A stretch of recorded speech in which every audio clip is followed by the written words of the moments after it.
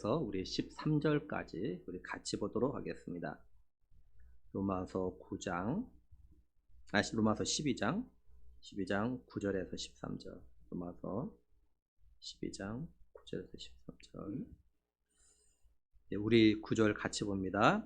사랑에는 거짓이 없나니 악을 미워하고 선에 속하라. 형제를 사랑하여 서로 우애하고 존경하기를 서로 먼저 하며 부지런하여 게으르지 말고 열심을 품고 주를 섬기라. 소망 중에 즐거워하며 환난 중에 참으며 기도에 항상 힘쓰며 성도들의 쓸 것을 공급하며 손 대접하기를 힘쓰라. 아멘. 바울은 우리 성도들이 자신의 몸을 갖다가 거룩한 산 제물로 드리는 그런 삶을 갖다가 살아야 됨을 갖다 이야기했어요. 근데 구체적으로 그런 삶을 살아야 되는데 어디서 살 것을 먼저 이야기하냐면 교회에서 그런 삶을 살아야 됨에 대해서 이야기했습니다. 그 중에서 먼저 성도들이 교회 안에서 믿음 생활할 때 어떻게 해야 되는가에 대해서 이야기를 했죠. 성도들은 교회 안에서 믿음의 삶을 살아갈 때 마땅히 생각할 것 그 이상의 생각을 갖다 품지 말라고 했어요. 이 말은 성도들이 죄일을 할 때 자기를 갖다 과대 평가하지 말라고 이야기하는 거죠. 그리고 성도들이 하나님께서 자신에게 주신 일들을 감당할 때 믿음의 분량대로 하면 된다고 이야기했습니다. 이 말은 성도들이 자신의 믿음의 분량만큼만 제대로 일을 하면 된다는 거죠. 믿음의 분량이 큰데도 작게 한다든지 작은데 일부는 막 크게 그렇게까지 굳이 할 필요 없고 내 믿음의 분량대로만 제대로 설명되는 거 제대로. 그리고 우리 성도들은 교회 머리가 되신 예수 그리스도를 중심으로 해서 서로 지체니까 서로 다른 이제 은사에 따라서 맡은 일에 열심을 다하면 된다 이런 이야기했습니다. 이제 성도들이 교회에서 자신의 맡은 일을 갖다가 이렇게 감당하고 그 다음에는 이제 그러면 성도들 사이에서는 어떻게 해야 되는가에 대해서 이제 바울이 이야기합니다. 먼저 9절을 보면은 사랑에는 거짓이 없나니 악을 미워하고 선에 속하라 이렇게 말씀을 해요. 먼저 사랑에는 거짓이 없다라고 말합니다. 오늘날 우리 사람들은 사랑에 거짓이 없다 이 말을 갖다 사실 믿질 않습니다. 왜냐하면 사람들이 너무도 많은 사람들이 사랑을 한다고 해놓고 그 사랑이 생각보다 너무 쉽게 변하는 것을 갖다 보기 때문에 그렇습니다. 그리고 사람들은 사랑이란 말 갖다 너무 쉽게 말하고 또한 쉽게 버려요. 그러다 보니까 서로 사랑했던 사람들이 별것 아닌 일로 등을 돌리고 헤어진 경우가 있죠. 그래서 사람들은 그 사람이 너를 사랑했단 말을 거짓말이다 이렇게 이야기하는 경우가 있고 또한 그걸 갖다가 듣고 볼 때도 있습니다. 그 사람들은 사랑에 거짓이 없다 이 말을 갖다가 사실 믿질 않아요. 근데 여기 사랑이라고 해석된 헬라어는 우리가 잘 아는 헬라어 단어 아가페예요. 아가페. 헬라어로 사랑을 표현하는 사랑이라는 의미를 나타내는 단어가 여러 개가 있는데 이 아가페는 신적인 사랑, 그래서 성경에서는 하나님의 사랑을 말할 때 이 아가페라는 단어를 갖다가 씁니다. 그러니까 사람들이 하는 사랑에는 거짓이 있을 수 있지만 하나님의 사랑에는 거짓이 없다. 지금 바울이 이 말을 하는 거예요. 그럼 바울은 성도들끼리 서로 사랑해야 됨에 대해서 이야기하는데 사람들이 하는 사랑의 단어를 갖다 쓰지 않냐고 왜 하나님의 사랑하시는 그 사랑이라는 단어를 썼을까라는 거예요. 분명히 성도들끼리 사람끼리 사랑하라고 해놓고 사람들이 사용하는 사랑이 아니라 하나님의 사랑을 이야기하는 단어를 왜 썼냐는 거죠. 일반적으로 우리 사람들은 사랑하는 것이 이게 거짓이 많습니다. 오늘 말씀에 이 거짓이 없다 이 말 이렇게 해석된 헬라어가 어떤 뜻이냐면요. 위장하지 않은 진지한 이런 뜻입니다. 일반적으로 사람들이 하는 사랑은 좀 포장하고 좀 과장하는 것이 있죠. 소위 좀 뻥튀기 사랑이에요. 뻥튀기. 자신이 실제 사랑하는 사랑보다 더 많이 사랑하는 것처럼 이야기합니다. 그렇죠? 상대방을 갖다가 기분 좋게 만들기 위해서 자신이 사랑하는 거는 이만큼인데 막 이만큼 사랑한다고 이렇게 막 포장하죠. 뭐 하늘만큼 땅만큼 사랑한다고. 그렇죠? 그걸 하지도 않으면서 기분 좋으라 이렇게 막 포장을 하고 과장하고 막 그래요. 뻥튀기 하는 거죠. 근데 그게 사실 다 거짓말입니다. 그렇죠? 사람들이 좀 사랑에 대해서 자꾸 거짓말을 해요. 근데 하나님의 사랑은 거짓이 없어요. 하나님은 우리를 갖다가 사랑한다는 것을 갖다가 증명하기 위해서 자신의 독생자 예수님을 갖다 이 땅에 보내셨고 예수님 우리의 죄를 대신해서 십자가에 못 박혀 피 흘려 죽으셨죠. 그래서 이만큼 정말 사랑한다 이렇게 보여주셨습니다. 그러니까 성도들이 하는 사람들에게 하는 사랑은 그죠? 사람들이 하는 그 사랑이 아니라 하나님이 자신을 사랑하신 그 사랑을 성도끼리 해야 된다 이 말 갖다 하기 위해서 바울은 하나님의 하나님의 사랑을 나타내는 이 아가페라는 단어를 갖다가 썼던 겁니다. 예수님도 그런 말씀하시죠. 내가 너희를 사랑한 것 같이, 여기 사랑도 아가페예요. 내가 너를 사랑한 것 같이 너희도 서로 사랑해라. 그렇게 말씀하셨죠. 그러니까 성도들끼리 교회 머리 대신 예수님부터 받은 하나님의 사랑을 그런 사랑하라는 겁니다. 이걸 다른 말로 하면 하나님의 사랑을 경험한 성도는 하나님의 사랑을 경험하지 못한 사람들과 다른 사랑을 해야 된다는 거죠. 좀 차원이 다른 사랑을 해야 된다는 거예요. 바울은 성도는 거짓이 없는 사랑을 해야 된다고 한 걸 다른 곳에도 이야기했어요. 고린도후서 6장 6절에도 거짓이 없는 사랑, 그리고 디모데전서 1장 5절에서는 거짓 없는 믿음에서 나오는 사랑, 이거는 이렇게 말씀합니다. 그러니까 성도들은 사랑을 해도 거짓이 없어야 된다는 거죠. 사랑하는 척 하지 말고 진짜 하나님의 사랑을 갖다가 하려고 해야 한다라고 말씀하고 있어요. 한번 우리 자신들 한번 좀 돌아보죠. 뭐냐면 과연 나는 우리 교회 성도들을 사랑하나? 정말 사랑하나? 나는 우리 교회 성도들 갖다 어떻게 사랑하나? 나는 하나님이 나를 사랑하신 그 사랑으로 우리 교회 성도들 갖다가 사랑하나? 난 진짜 사랑을 하지 못하고 사랑하는 척하고 있지는 않는가? 내가 우리 교회 성도들 갖다가 사랑하지 못하고 있다면 왜 그런가?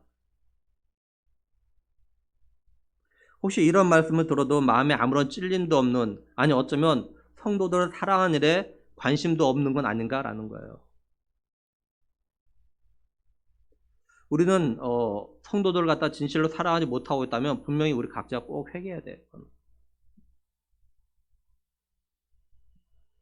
그리고 진실로 하나님이 나를 사랑하신 그 사랑은 또 내가 하나님부터 받은 그 사랑을 하려는 노력을 우리가 반드시 해야 됩니다. 다음으로 악을 미워하고 선에 속하라고 말씀을 해요. 여기 미워하다라고 했던 헬라어는요, 강한 반감을 가지다, 혐오하다 이런 뜻입니다. 근데 이거는 마음에 있는 어떤 미운 마음을 말하는 것이 아니고 마음에 있는 미운 생각이나 마음이 행동으로 나타나는 거, 이걸 갖다 말하는 거예요.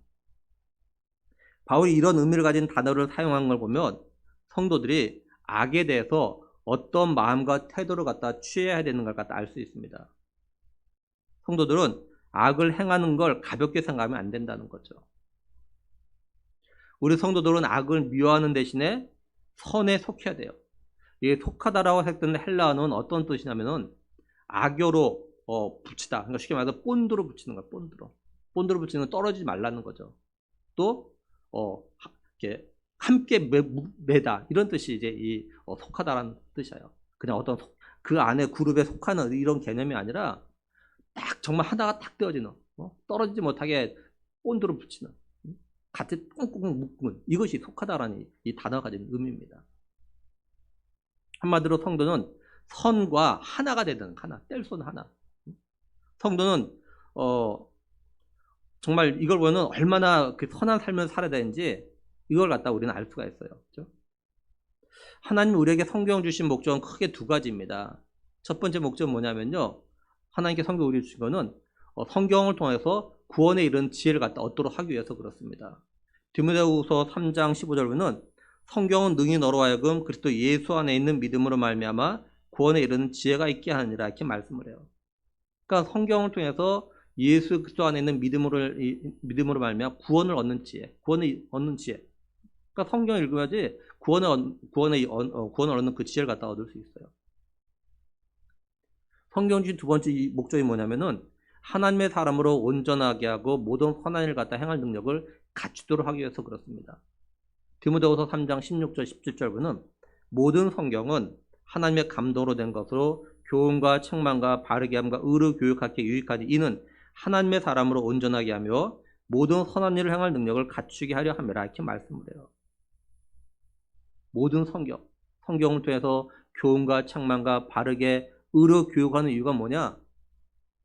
하나님의 사람을 온전하게 해서 그것이 결국 모든 선한 일 갖다 행할 능력을 갖추도록 하기 위해서 그런 거예요. 궁극적인 목적은 거기에 있어요. 왜 말씀을 통해서 교훈하고 책망하고 바르게 하냐? 궁극적으로는 선한 일을 할 수 있도록, 그런 사람이 되도록.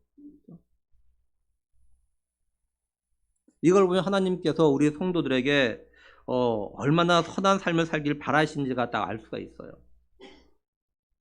근데 성도는 이런 선을 갖다가 먼저 교회 안에서 성도들에게 해야 한다는 거죠. 갈라디아서 6장 10절 보면 그러므로 우리는 기회 있는 대로 모든 이에게 착한 일 하되 더욱 믿음의 가정들에게 할지니라 이렇게 말씀을 해요. 우리 성도들이 모든 사람에게 착한 일, 선을 해야 되지만 먼저 더욱더 믿음의 가정들, 결국 성도들이 하라는 소리죠. 성도들에게. 그리고 데살로니가전서 5장 15절에서는 서로 대하든지 모든 사람을 대하든지 항상 선을 따르라 이렇게 말씀해요. 그럼 바울은 왜 성도들에게 교회 안에서 악을 미워하고 선에 속하라 이 말 같아 했을까요? 그건 교회 안에서 성도들 가운데는 다른 사람에게 악을 행하는 일들이 있기 때문에 그래요. 사실 교회 공동체 안에서 성도들에게 악을 행하는 사람들이 있습니다. 그래서 성도들이 교회 안에서 다른 성도에게 상처를 받죠. 그리고 성도들은 소극적으로 악을 미워하는 것으로 만족하지 말고 적극적으로 선한 행동을 갖다 하라라는 거예요. 다음 10절에 보면은 형제를 사랑하여 서로 우애하고 존경하기를 서로 먼저 하며 이렇게 말씀을 해요. 이거는 교회에서 성도들 사이의 관계에 좀 초점을 맞춘 거예요. 헬라어 원문을 보면요. 형제를 사랑하여 라고 해석된 헬라어 단어와 우애하고 라고 해석된 헬라어 단어가 어디에서 나온 거냐면 헬라어로 필이라는 단어에서 나온 거예요. 여기 형제를 사랑하여 라고 해석된 헬라어는 형제 자매의 사랑을 이야기하는 거고, 그 다음에 우애하고 라고 했던 헬라어 단어는 친족, 가족 간의 사랑을 말할 때 쓰는 그런 단어입니다. 근데 이 두 단어가 필이라는 단어에서 나왔는데 두 단어가 마치 언어 유희하는 것 같아요. 언어 유희가 뭐냐면은 말이나 문자를 사용해 가지고 노는 어떤 그런 겁니다.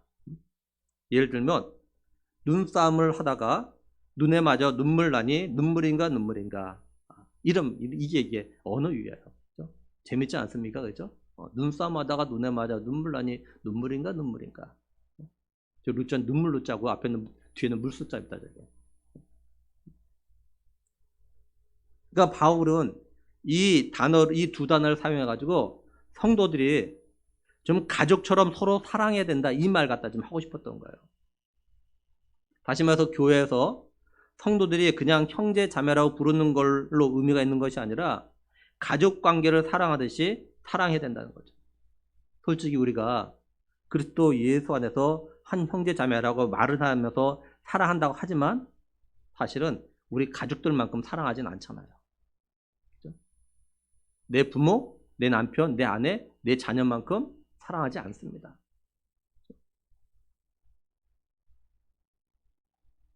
바울이 이걸 알고 교회에서 성도들이 서로를 진짜 가족처럼 사랑하는 관계가 되어야 함을 갖다 지금 말하고 있는 거예요. 진짜 가족처럼. 이게 예수 그리스도를 머리로 한 지체들이 한몸된 진정한 모습이기 때문에 그렇습니다. 찬송가 220장 3절 가사를 보면 사랑하는 주님 예수 같은 주로 섬기나니 한 피 받아 한 몸 이룬 형제여 친구들이여 이렇게 되어 있어요. 한 피 받아 한 몸 이룬 예수 그리스도의 피를 받은 그리스도와 한 몸 된. 그러니까 사실 우리가 교회 안에서 말하는 사랑은 그저 세상에서 말하는 어떤 그런 사랑, 이런 사랑이 되는 것이 이게 의미가 있는 것이 아니라 정말 가족 같은 사랑해야 되는 것 사실은. 가족. 내 남편, 내 아내, 내 부모, 내 자녀 이런 사랑이 돼야 돼. 이런 사랑. 그냥 사랑이요 이 차원이 아니 이건 차원이 아니에요.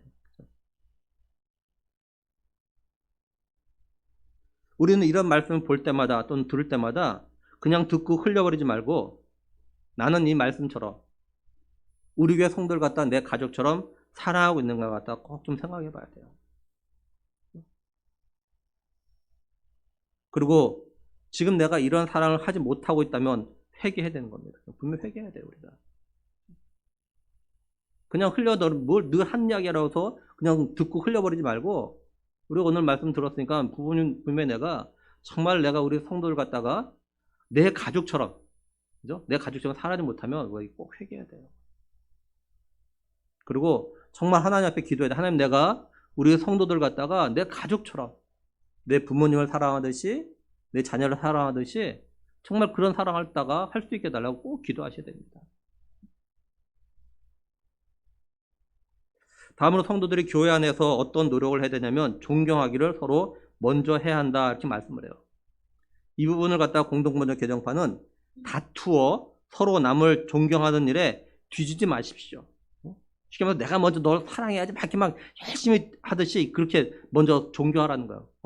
내가 먼저 존경해야지, 이렇게. 여기 존경하다라고 했던 헬라는 어떤 단어에서 나온 거냐면요, 값을 치르다라는 단어에서 나와가지고 귀중품, 이런 뜻입니다. 귀중품. 그러니까 내가 누군가를 갖다 존경한다는 거는 마치 그 사람을 갖다 비싼 값을 주고 산 귀중품처럼 여긴다는, 귀중품. 내가 누군가 존경한다는 거는 그 사람을 갖다 가볍게 또는 쉽게 싸구려 취급하지 않는다는 거죠. 그래서 우리는요, 자신이 존경하는 사람이 하는 말을 갖다가 듣고 따릅니다. 내가 정말 존경하는 사람입니다. 제가 우리 노예 시찰에 존경하는 한 선배 목사님이 계십니다.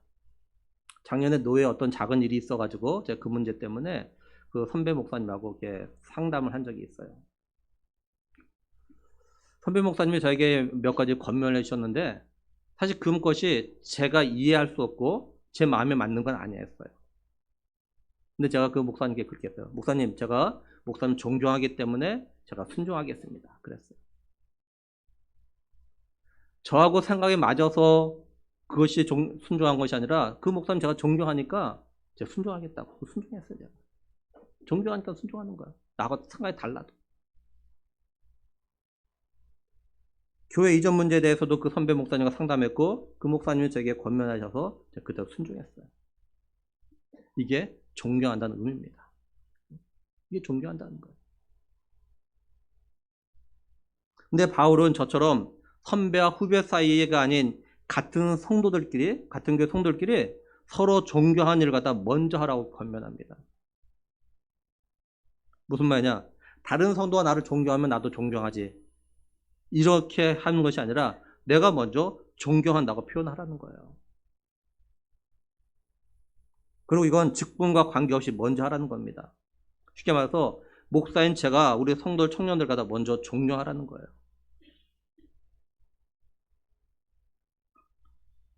우리 교회 성도들이 서로 존경하는 마음을 가지면 우리가 서로에 대해서 하는 말과 서로 대하는 태도가 분명히 달라집니다. 우리 사람들 일반적으로 자신이 존경하는 분은요, 절대 가볍게 대하지 않습니다. 그리고 자신이 존경하는 분에게는 말 한마디를 하더라도 정말 조심스럽게 말합니다. 그리고 가능하면 그분의 말에 순종하려고 노력을 해요. 내 생각하고 달라도 순종하려고 노력합니다. 존경하니까. 이걸 우리 성도들끼리 해야 된다는 거예요. 그것도 내가 먼저 하려고 해야 된다. 먼저. 그리고 여기서 주목할 거는 서로 먼저 존경하라고 말하는 거 보면은 우리가 다른 성도들을 존경하는데 그 사람이 존경할 만큼 어떤 뛰어남, 인품, 성격, 뭔가를 가져야 된다는 생각이 있다면 그런 것들 좀 버리라는 거예요. 바울은 여기서 성도들끼리 서로 존경하라고 말하는데 어떤 자격 조건을 갖다 말하지 않습니다.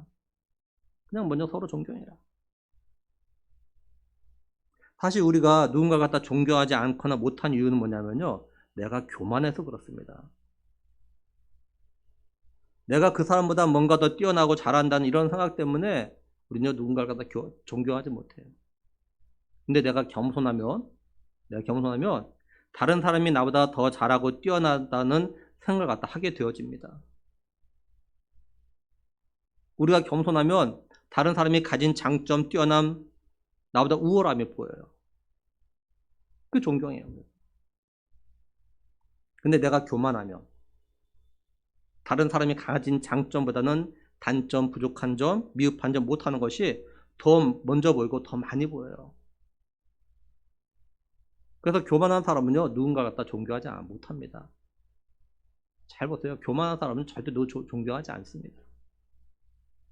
자기가 최고인 줄 알죠. 누구 말도 잘 안 듣는 거야. 그래서. 우리의 성도들이 겸손한 마음을 가지고 서로 먼저 존경하려고 다투듯이 한다면 우리 교회가 지금보다도 훨씬 더 좋은 관계, 더 훨씬 더 좋은 분위기가 될 겁니다. 다음 11절에 부지런하여 게으르지 말고 열심히 품고 주를 섬기라 라고 말씀을 해요. 여기 부지런하여라고 했던 헬라어는 어떤 거냐면 어떤 속도, 열심, 서두름 이런 뜻을 갖다 가지고 있어요. 그리고 게으르다라고 했던 헬라어는 실증을 느리다 이 단어에서 나온 것이 게으르다라는 단어입니다. 이게. 그러니까 부지런하다와 게으르다는 서로 반대적인 의미가 있어요. 어떤 일에 열심을 가지고 있는 사람은요 정말 부지런합니다. 열심히 있는 사람은 부지런해 그 일에. 반면에 어떤 일에 실증을 느낀 사람은요 그 일을 하기 싫어가지고 느리게 행동을 해요. 느리게. 하기 싫으니까 느리게. 좀 더 쉽게 말하면 사람들은 자기가 하고 싶은 일에는 열심을 내서 막 서둘러서 막 하려고 해요. 막. 자기가 하고 싶으면 막 서둘러. 근데 자기가 하기 싫은 일은, 실증 나는 일은 하기 싫으니까 최대한 느릿느릿하게 해요. 빨리빨리 하려고 하질 않아요. 그냥 천천히 하기 싫으니까. 이런 모습이 일상에서만 있는 것이 아니라 교회 안에도 있다는 거죠. 주를 섬기는 일, 다시 말해서 하나님의 일을 함에 있어서 이런 모습이 나타나요. 하나님의 일에 열심을 가진 성도는요, 하나님을 일을 하기 위해서 막 서둘러, 빨리빨리 막 서둘러. 예를 들면, 주일날 예배 들어오는 걸 다 좋아하고 열심을 다하려는 성도는요, 예배 시간 늦지 않으려고 막 서둘러서 부지런히 예배 들어옵니다. 미리미리 준비했나. 근데 주일날 예배 드리는 것, 일에 실증을 느낀 사람은 예배 시간이 다 되어도 서두르지 않아요. 미리미리 서둘러 준비하지 않고 느릿느릿하게 준비하죠. 그렇죠?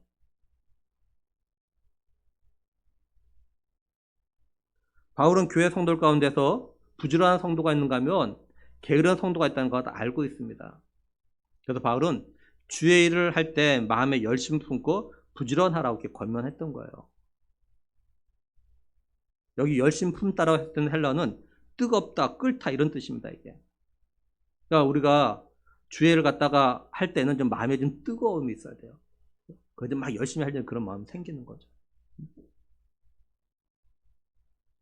우리 한번 좀 생각해 보죠. 뭐냐면 우리는 그죠? 내 육적인 삶들 가운데는 막 잘해보고자 하고자 하는 마음, 열심히 하려는 마음이 있는데 믿음의 삶에는 이런 열심을 해보려는 마음이 얼마나 있는가라는 거예요. 믿음의 삶에 열심히 하고 있는 마음이 얼마나 있는가. 제가 요즘 자꾸 사용하는 단어가 하나인데 대충 적당이라는 단어가 제가 자주 사용하는데 좀 대충 적당히 하려는 이런 마음과 생각이 있다면 이런 마음을 갖다 좀 제대로 하려는 마음을 좀 바꿔보세요. 제대로 좀 해야죠.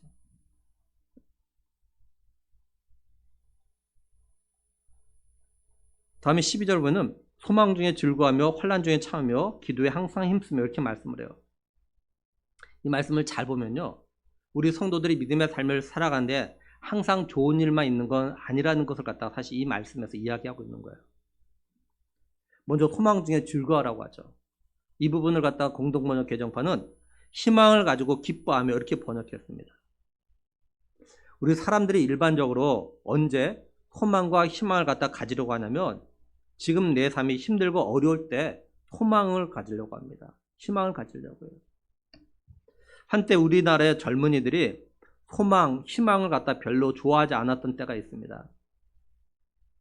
그래서 어떤 말이 있었냐면 희망 고문이라는 말이 있어요. 희망 고문. 국어사전에 보면 희망 고문이 뭐라 되어 있냐면 거짓된 희망으로 오히려 괴로움을 준 행위, 이것이 희망 고문이에요. 사람들은 자신의 가족이나 주변 사람들이 어렵고 힘든 일을 당하게 되어지면 그들 갖다 위로하고 격려한다고 이렇게 이야기할 때가 있죠. 앞으로 잘 될 거야. 이번엔 좋은 결과 있을 거야. 이번에 합격할 거야. 뭐 이렇게 이야기합니다. 분명히 위로하고 격려하려고 하는 건데 현실은 그렇지 않을 때 오히려 그런 위로와 격려가 고문처럼 다가온다는 거예요. 그러니까 소망, 희망이라는 단어는 지금 상황이 안 좋거나 어려우면 힘든 일이 있을 때 하는 말입니다. 이게. 바울이 성도들에게 소망 중에 즐거워하라고 말하는 거면은 믿음의 삶을 살아갈 때 겪을 수 있는 어려움들 또는 지금 어려운 시간을 갖다 보내고 있는 성도가 있다는 걸 갖다가 알 수가 있어요. 바울이 이런 성도들에게 소망을 가지고 즐거워하라 이 말을 하는 겁니다. 근데 이거는 희망 고문하고는 다릅니다. 왜냐하면 우리 믿음의 사람들이 가지고 있는 소망, 희망은 막연하고 불확실한 미래가 아니라 확실한 미래이기 때문에 그래요. 왜냐하면 우리의 미래는 하나님 손에 있기 때문에 그렇습니다.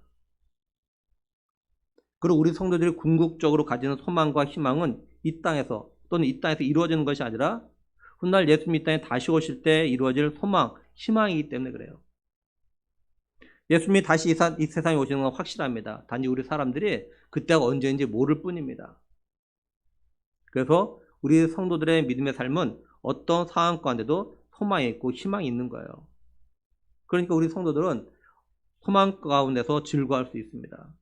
그래서 성경에서는요 항상 기뻐하라고 말씀하신 이유가 바로 또 여기에 있는 거예요. 여기 즐거워하다라고 했을 때 헬라어는요 기뻐하다는 뜻을 갖다 가지고 있거든요. 예수님 안 믿는 사람들의 삶은 이 땅에서 끝나기 때문에 진정한 소망과 희망이 없습니다. 근데 우리 성도들의 삶은 이 땅의 삶으로 끝나는 것이 아니고 예수님이 다시 오시며 영원한 삶이 있기 때문에 소망이 있고 희망이 있어요. 우리 성도들이 믿음으로 이 날을 바라볼 때 소망 중에서 즐거워하며 믿음의 삶을 갖다가 살아갈 수 있는 겁니다. 그래서 이어서 하는 말이 뭐냐면 환난 중에 참으라 이렇게 말하고 있는 거예요. 여기 환난이라 할 때는 헬라어는 어떤 뜻이냐면요 압박, 누름 이런 뜻입니다. 쉽게 말해서 나보다 힘센 사람이 나를 갖다 바닥에 눕혀놓고 위에서 막 누르는 거. 내가 힘이 있으면 이 사람을 갖다가 어떻게 제껴버리면 되는데 힘이 없으니까 넘어졌고 위에서 누르면 너무 힘들잖아요. 고통스럽잖아요. 계속 나보다 힘센 사람이 누르는데 이것이 환난이야. 이렇게 막 누르는 거, 압박하는 거. 근데 이 환난이 사람으로부터 오는 것도 있고 환경으로부터 오는 것도 있어요. 그 환경이 어떤 경제적인 환경, 건강의 환경, 일터의 환경, 내 힘으로 어떻게 할 수 없는 일들로 인해서 심한 압박을 받는 것이 환난입니다. 우리 성도들에게 이런 환난이 오는 이유 가운데 뭐냐면 믿음 때문에 오는 경우가 있어요. 믿음 때문에. 물론 믿음하고 관계없이 오는 어떤 환난도 있지만 우리 성도들은 그런 환난과 더불어서 믿음 때문에 오는 환난도 있어요. 믿음 생활할 때 이런 환난이 오는 걸 이거 다 참으라는 겁니다. 여기 참으라고 했던 헬라어는 머무르다, 여전히 있다 이런 뜻입니다. 여전히 그 자리에 있다 이 말이에요. 이런 뜻이에요. 그러니까 성도들이 믿음의 삶 때문에 환난이 온다고 믿음을 버리지 말라는 거예요. 환난 때문에 믿음이 약해지지 말라는 겁니다. 환난 때문에 현실과 타협하지 말라는 겁니다. 환난 때문에 믿음 생활을 적당히 대충 하지 말라는 거예요. 환난이 오기 전과 똑같이 믿음 생활을 갖다 그대로 하라는 겁니다. 근데 사실 이게 쉬운 일이 아니죠. 많은 성도들이 믿음 때문이든 아니든 건강, 물질, 일터, 공부 등에서 압박을 받으면 쉽게 말해서 스트레스를 갖다가 강하게 받으면 믿음 생활에 변화가 오는 걸 봐요. 환난이 오면 환난이 오기 전에 믿음 생활을 갖다 유지하지 못해요. 한마디로 많은 성도들이 환난이 오면 믿음 생활에 그 환난에 영향을 받습니다. 바울은 이걸 알고 있기 때문에 환난 중에 참으라 이 말 한 거예요. 다음으로 기도에 힘쓰라고 말하죠. 여기 기도라고 했던 헬라어는요.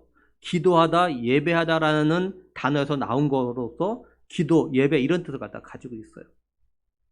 그러니까 기도한다는 건 단순히 기도만 하는 걸 갖다 말하는 것이 아니라는 거죠. 그리고 여기 힘쓰라라고 했던 헬라어는 고집하다, 집착하다, 계속하다 이런 뜻입니다. 뭐 힘을 쓰라 이런 말이 아니라 고집하는 거, 막 집착하는 거, 막 계속하는 거. 그러면 바울이 왜 기도에 항상 힘쓰라는 말을 하는 걸까요? 바울이 이 말하는 거는 성도들의 삶에 기도에 항상 힘쓰지 못할 상황들이 주어졌기 때문에 그래요. 또 성도들에게 기도의 삶을 살지 못하게 하는 현실이 주어질 수 있기 때문에 그래요. 그래서 기도에 항상 힘쓰라는 말은 그 앞에 바로 앞에죠. 환난 중에 참으라는 말과 관계가 있는 겁니다. 성도들에게 환난이 오니까 기도 생활, 예배 생활 하는 게 쉽지가 않은 거예요. 그래서 기도에 항상 힘쓰라고, 다시 말해서 기도 생활과 예배 생활을 갖다가 좀 고집하면서 계속해라. 바울은 이렇게 이야기하는 거예요. 쉬운 예로 우린 지난 코로나 3년으로 인해서 전반적인 믿음의 삶에 영향을 다 받았어요. 특히 성도들이 교회에 와서 예배하는데 영향을 받아서 마음대로 예배를 갖다가 예배당에서 드리지 못했습니다. 그래서 이전에 없던 온라인 예배라든지 대면 예배라는 말이 생겨버렸어요. 비대면 예배라는 말이 생겼어요. 이걸 오늘 우리의 현실에 적용해서 생각하면 이런 거예요. 다시 교회 와서 예배하는 삶과 기도의 삶을 갖다 고집하라는 거예요. 계속하라는 거예요. 다시 주일 예배, 새벽 기도회, 금요 기도회, 수요 예배를 드리기 위해서 교회에 오는 것 갖다 고집하라는 겁니다. 쉽게 말해서 온라인 예배 드리지 말라는 거야. 쉽게 말하면. 그런 말 쉽게 말해서. 코로나 때문에 어쩔 수 없이 막 막아서 온라인 예배 드렸지만 이제 그거 사라졌으니까 어떡하냐, 교회 와서 예배 드리라는 거예요. 특별히 아프지 않나. 못 올만 상황이 아닌 이상은 와서 예배 드리라는 거 쉽게 말해요. 그런 말이에요. 새벽 기도회, 금요 기도회, 수 예배, 주일 예배 와서 예배 드리라는 거예요. 와서 좀.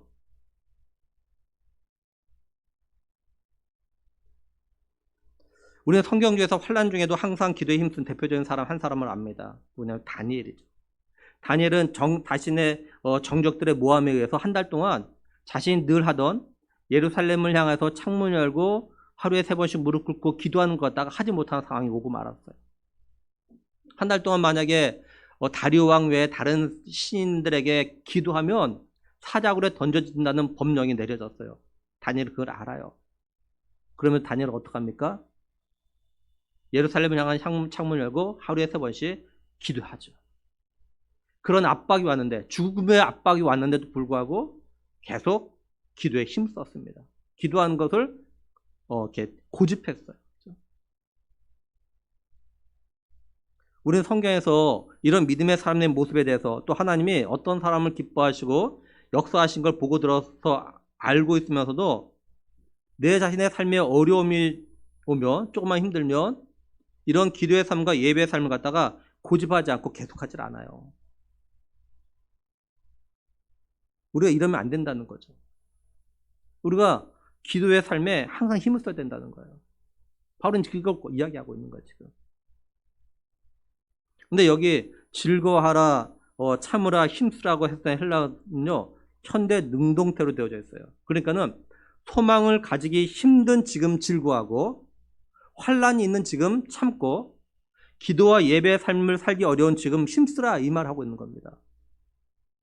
내 삶의 환경이 좀 좋아지면, 소망이 보이면, 환란이 사라지면, 기도와 예배의 삶을 살 수 있는 좀 좋은 환경이 되어지면 그때 한다고 하지 말고 지금 하라는 거예요. 지금. 우리는 의외로 내가 지금 더 환경이 더 좋아지면 하겠다 이런 생각을 참 많이 갖습니다. 내가 지금 이래서 못하고 저래서 못하고 저래서 못 자꾸 이런 이야기예요. 좋아지면 하겠다는 거죠. 근데 성경은 그렇게 말씀하고 있지 않아요. 지금 하라는 거예요. 지금.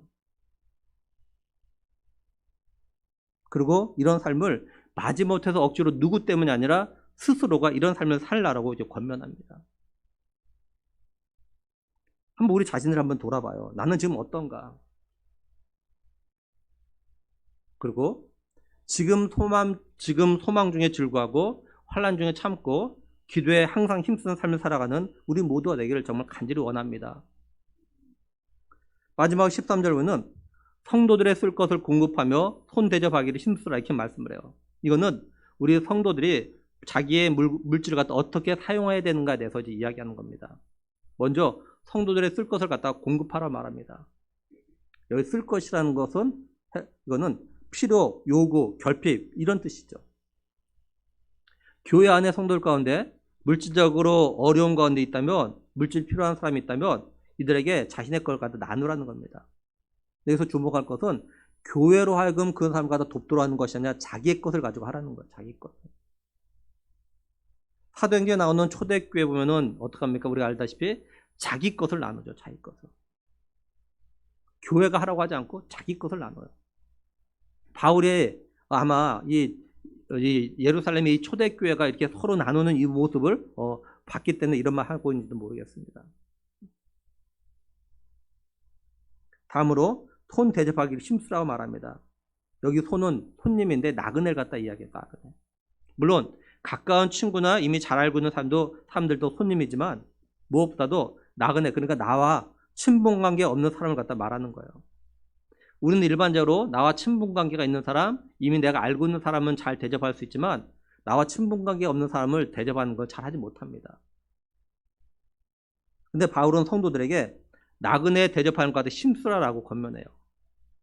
여기 힘쓰라고 했던 헬라어 단어는 그 앞에 기도에 항상 힘쓰라는 이 힘쓰라는 헬라어 단어는 다른 겁니다. 똑같은 단어가 아니에요. 이게. 여기 손 대접하기 힘쓰라고 했던 헬라어 단어는요. 추적하다, 쫓아버리다 이런 뜻을 갖다 가지고 있어요. 이게 무슨 말이냐면 일반적으로 사람이 누군가 갖다 막 따라갈 때, 추적할 때, 그죠? 따라잡으려고 할 때 어떡합니까? 죽을 힘을 다해서 막 달려가지 않습니까? 뒤에서. 그죠? 이것처럼 나그네 대접하는 일에 이렇게 열심을 다하라는 거야, 막. 이런 열심을 다하라는 거야. 그리고 처음 보는 사람이 막 우리 갖다 귀찮게 하면, 그죠? 귀찮게 할 시간을 갖다 주지 않으려고 어떻게 막 쫓아버리려고 하죠. 우리 전도하신 분들 아실 거예요. 막 노방 전도할 때 복음 전하려면 막 이렇게 그 귀찮아가지고 막 이런 말 저런 말하고 막 이렇게 가버리고 막 이렇게 해버리죠. 쫓아버리려고. 더 말 못하게 하려고. 그죠? 그런 경험이 있어요. 이것처럼 나그네 대접하고 어떤 대가를 바라지 말라는 거예요. 이 말은. 나그네 대접했는데 그 나그네가 자기가 받은 이 대접 환대에 대해서 뭔가 좀 갚으려고 막 할 때 갚을 기회를 주지 말라는 거예요. 갚을 기회. 시간을 주지 말라는 거예요. 그렇다 이 말이 나그네가 대접받은 게 끝났으면 막 빨리 쫓아버려 이런 말이 아니라 그냥 나그네에게 베풀고 섬기는 것을 끝내라는 거죠. 어떤 대가를 기대하지 말라는 겁니다. 마태복음 25장에 보면요. 예수님께서 훗날 자신이 모든 천사들과 함께 영광 중에 이 땅에 왔을 때 일어날 일에 대해서 말씀을 하셔요. 예수님 뭐라고 하시냐면은 예수님 자신이 영광의 보좌에 앉았고 그 다음에 좌우에 염소와 양을 갖다 구분하듯이 사람들 갖다 좌우로 구분하게 하신다는 거예요. 근데 오른쪽에 있는 사람들에게 뭐라고 하신다냐면 내 아버지께 복을 받은 자라고 하시면서 창세로부터 너희를 위해서 예비된 나라를 상속받아라 이렇게 말씀하신대요. 이렇게 말씀하신 이유가 뭐냐? 마태복음 25장 35절 36절 보면 내가 줄일 때 너희가 먹을 것을 줬고 목마를 때 마시게 하였고 나그네 되었을 때 영접하였고 헐벗었을 때 옷을 입혔고 병들었을 때 돌보았고 옥에 갇혔을 때 와서 보았느니라 이렇게 말씀을 해요. 여기 예수님 말씀하신 거 잘 보면 일반적으로 사람들은 이런 사람들까지 가까이 하고 섬기지 않는다. 가까이 하지 않고 섬기지 않아요. 그저 나와 관계 있는 사람, 나와 친분 관계에 있는 사람들만 이렇게 하죠. 근데 예수님은 이런 상황에 있는 사람을 갖다 대접하고 관심을 가져주고 섬기는 게 바로 예수님 자신에게 한 거라고 이렇게 말씀하셔요. 그러니까 바울은 성도들에게 예수님을 대접하듯이 나그네들 대접하는 일에 힘쓰라라고 이렇게 권면을 했던 거죠. 이제 말씀을 정리하면 바울은요, 우리 성도들이 교회 안에서 성도들끼리 어떤 삶을 살아가야 되는가에 대해서 좀 더 구체적으로 이야기했어요. 또 우리 성도들이 어떻게 믿음의 삶을 살아가야 되는가, 또 어떻게 섬기며 살아야 되는가, 이런 이야기를 했습니다. 오늘 우리들이 이런 말씀을 갖다가 듣는 걸로 그치지 않았으면 정말 좋겠어요. 우리가 이런 말씀 듣고 그럼 나는 또 우리 교회는 어떤 삶을 살고 있는가 꼭 생각해보고 이런 삶을 살려는 노력을 하는 우리 자신들과 우리 교회 공동체가 되기를 정말 간절히 원합니다. 바라기는 하나님의 말씀을 갖다가 듣는 자가 아니라 듣고 행하는 자가 되어져서 복 있는 성도들과 복 있는 우리 교회가 될 수 있기를 우리를 섬기기 위해서 자신을 대속 제물로 내주신 그리고 복의 근원 되신 예수 그리스도의 이름으로 간절히 축원합니다. 우리 함께 기도하겠습니다. 하나님 참 감사합니다. 우리에게 베푸신 그 사랑 우리가 다시 한번 기억하고 우리가 받은 그 사랑을 우리가 교회 안에 성도들과 꼭 같이 나누는 정말 하나님의 사랑을 나누는 그런 우리 교회가 되길 또한 간절히 원합니다. 하나님 아버지 우리가 교회 안에서 성도들끼리 어떻게 섬기고 사랑하고 존경하고 이런 삶을 살아야 되는지 우리가 말씀을 통해서 듣고 배웠는데 하나님 간절히 원하는 것은 우리가 듣는 것으로 끝나지 않길 정말 원합니다. 하나님 우리 마음 가운데 우리가 듣고 배운 말씀대로 한번 살아보려고 한번 그대로 실천해 보려고 어렵고 힘들지만 한번 해보려고 아버지 그런 마음이 좀 우리 가운데 있길 원합니다. 하나님 그래서 말씀을 듣고 행함으로 복 있는 자의 삶을 살아가는 그래서 훗날 예수님 앞에 섰을 때 예수님부터 정말 칭찬 듣는 그런 우리 모두가 될 간절히 원하옵고 우리 주 예수 그리스도의 이름으로 기도드리옵나이다. 아멘. 우리 찬송가 220장 드리겠습니다.